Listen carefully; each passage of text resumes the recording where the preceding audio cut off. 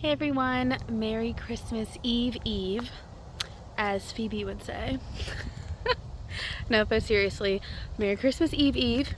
I am really late in doing the tour of my front yard for December because it's been so busy, but I wanted to go ahead and just walk right through the yard and show everyone what's changed and what's going. Oh, there's a bug on my arm.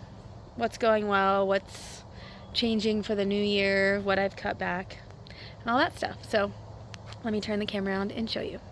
Ooh. So to be honest, in December, native plants, depending on what they are, a lot of them are going to seed like this, or going dormant, and so they look a little brown. So some things don't look so great, and some things this is their time to shine. But right now I have the corky stem passion vine still doing really well, and I just cut back all of the goldenrod in this bed except the ones that are actually holding up this corky stem passion vine. Then I have some grasses and then some other things that are blooming or still green in here, and some of them are blooming, like this blanket flower. But everything in this bed will come back in the spring. There's a blue mist flower. I always forget the name of that. I think that's what it's called. I just cut that back. There's some chocolate flower, which is Florida green eyes. And then there is something else in here that I cut back that I forgot. But anyways, this will just sit like this for the rest of the winter, and yeah, it'll perk back up in the spring. Over here, this is what all of the goldenrod turned into. I left this one. You see the seeds? They just fly in the wind.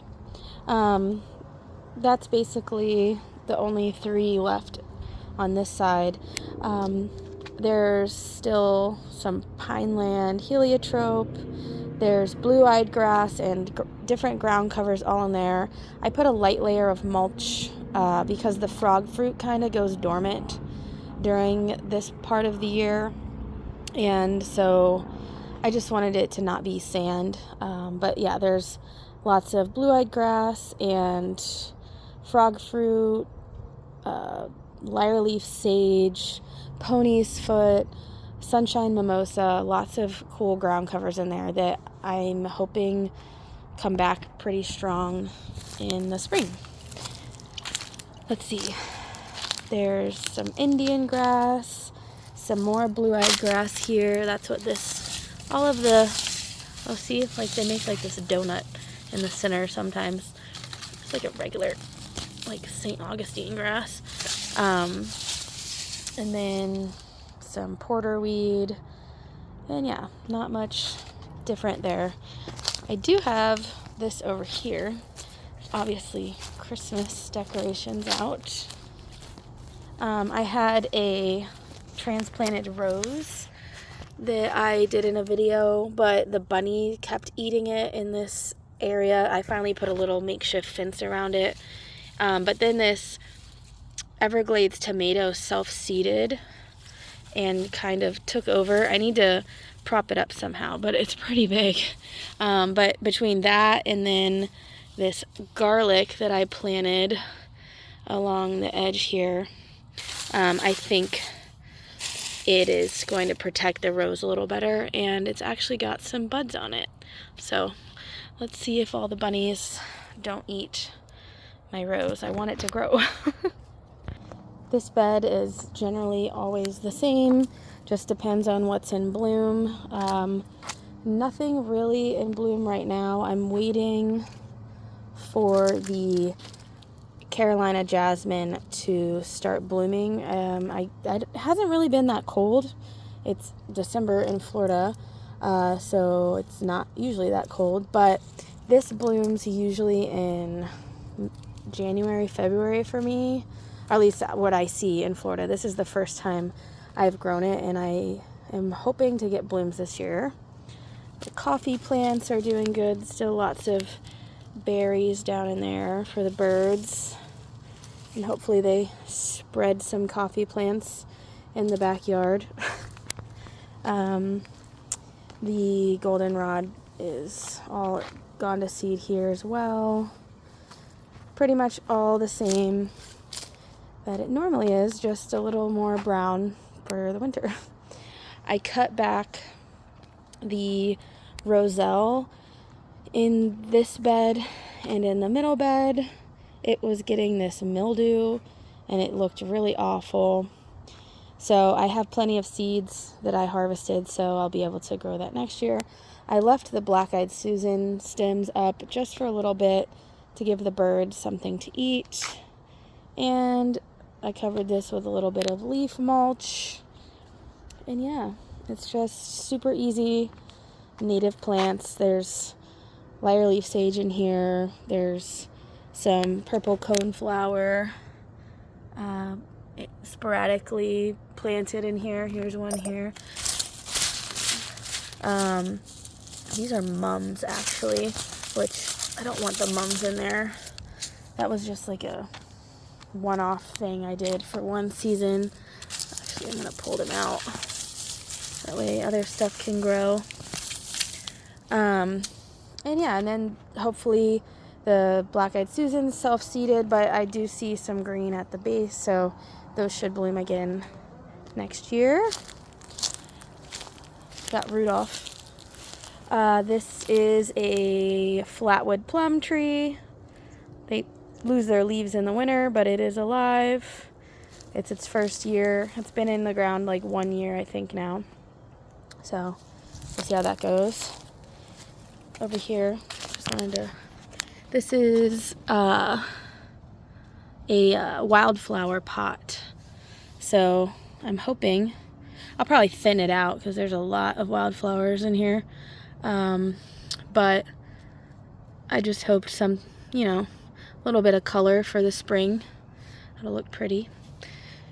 Over here, I also, like I said, I cut back the Roselle, and I have, look, some zinnias blooming in the middle of December. That's always fun. Then I have the mustard and carrots in the middle. And then these were carrots done a little bit later. And then, of course, weeds. Why not? I wanted to point out, I'm trying to remember for myself why these mustard greens are not bigger.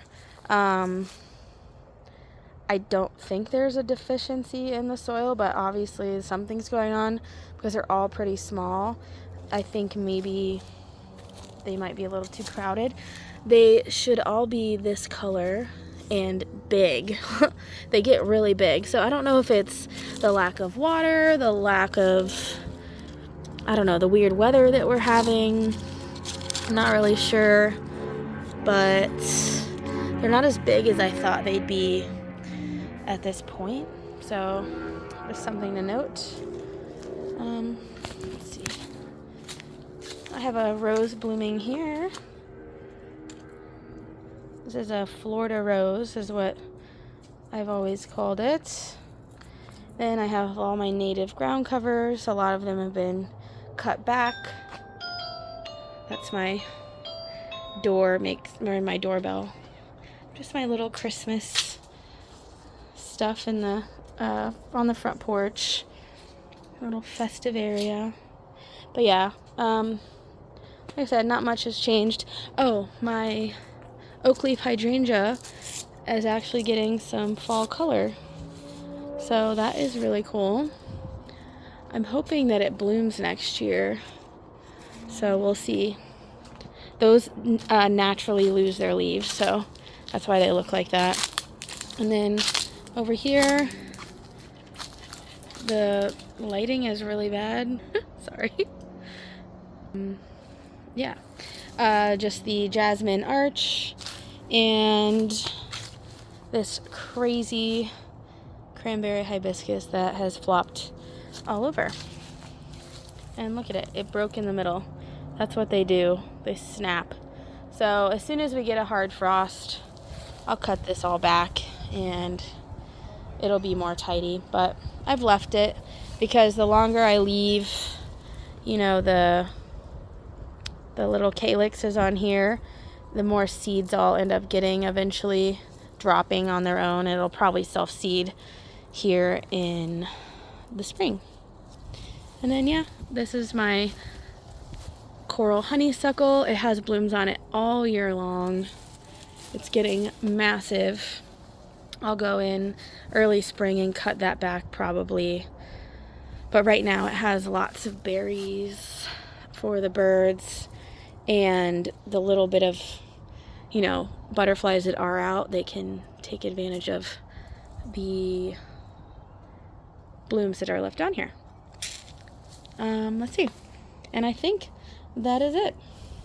Not much different in the winter, but this is my last and final video for my garden tours for 2023. And I think 2024 is going to be a lot of fun in the garden. So thank you for watching, and everyone subscribing. I really appreciate it. And stay tuned for the next one. Bye.